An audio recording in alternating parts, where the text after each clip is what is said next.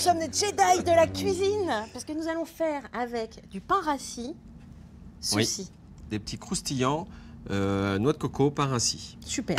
Voilà, c'est pour éviter de perdre le pain. En plus, c'est facile, on mélange tout. Oui, on commence fait par ça quoi? une fois. Alors, on va mettre tout ce qui est liquide.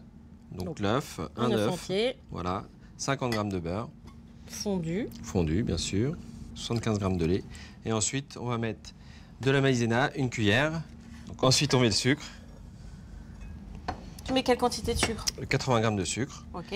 Et on va mettre le pain rassis. Donc là, il y a 100 g, ce que j'ai mixé. Mixé. Oui, je l'ai mixé pour en faire une poudre. Petite On y va, chapelure. on met tout. Voilà. Et on va mettre la noix de coco, on va pas tout mettre, on a 60 g, on va mettre 40 g environ. Hein, c'est pas grave, et on va regarder un petit peu pour mettre dessus à la fin. Hop.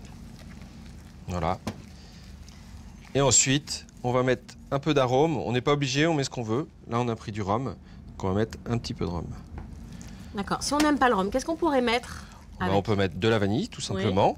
Oui. On peut mettre des zestes d'orange, des zestes de citron. On pourrait mettre des petits raisins secs. On peut mettre des raisins. Ensuite, chef. Cuillère. Et là, on va mettre sur une plaque. Hop. Et on va faire des petits tas à la cuillère. Voilà, comme ça. Allez-y, Melinda. Des petites boulettes. Oui, des petites boulettes.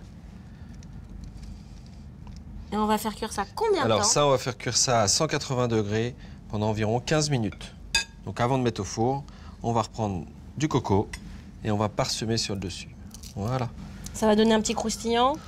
Ça donne pas forcément du croustillant, c'est plus joli. La coco va caraméliser légèrement. Hein. Et donc voilà, ça fait une belle couleur. C'est sympa, hein? Oui, c'est sympa. Ça ressemble vraiment au rocher coco. Oui, oui, on a l'impression de manger un rocher. C'est bon. Oui, c'est très bon.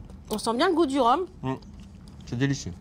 Et ça ressemble vraiment au rocher coco. Ouais. Mais c'est super facile à faire. Et on a réussi à récupérer notre pain. Et on a utilisé le pain. Maintenant, voilà. à vous de jouer.